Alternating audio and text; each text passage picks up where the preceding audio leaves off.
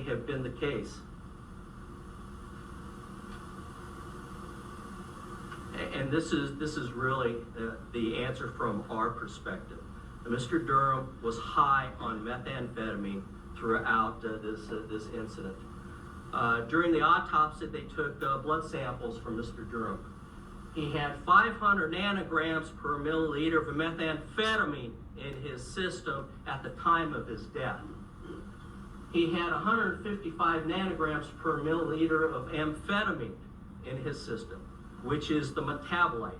Methamphetamine breaks down through the metabolization process into amphetamine, which means at some point the levels of methamphetamine in his system were higher than that. He also had Cialis on board. When detectives conducted a search of the house, they searched the man cave, and they found 19 grams of methamphetamine in the man cave.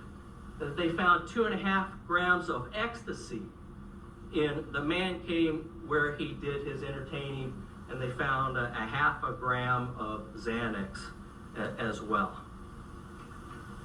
And so from our perspective, this explains a lot about Mr. Durham's actions that evening.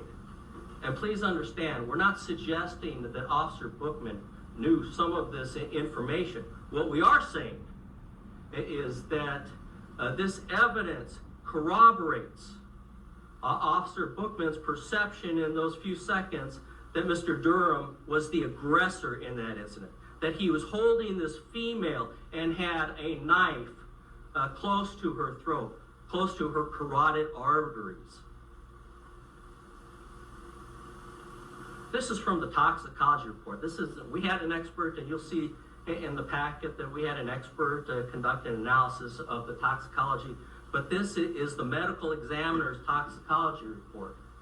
Blood levels of 200 and 600 nanograms per milliliter have been reported in methamphetamine abusers who exhibited violent and irrational behavior.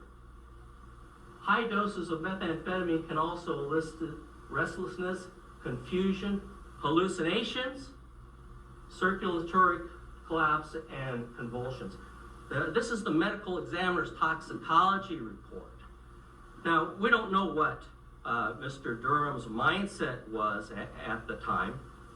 We can draw certain inferences from his conduct in light of the fact that he had this much methamphetamine in his system, but he had 500 nanograms per milliliter of methamphetamine, and experts have said that people have exhibited aggressive behavior, violent behavior, and have hallucinated when they have those levels of methamphetamine in their system.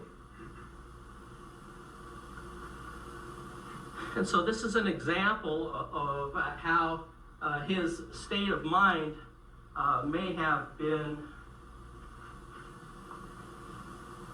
have been his right state of mind.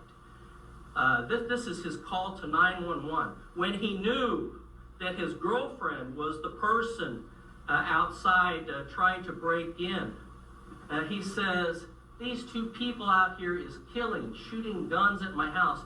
There were no two people. There were no guns. So was he hallucinating at that time? What we do know is Mr. Durham was high on methamphetamine when he made that call.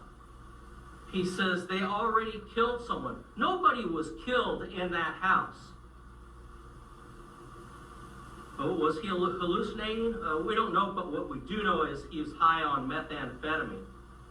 He said a family member was shot inside the house. That was false. But the point is that he was high on methamphetamine.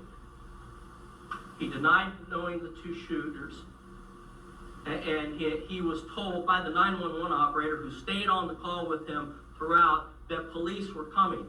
And by the way, this was not the first time that Mr. Durham had called Metro for assistance. We know that a day earlier he had called police. They arrived and took care of the problem. Police records show that police were out to his house on prior occasions, and not to sully his reputation, but he was also arrested for domestic violence in his house by Metro. And so the point of it is that he knew that when you call police, that they are going to arrive. But he was high on methamphetamine.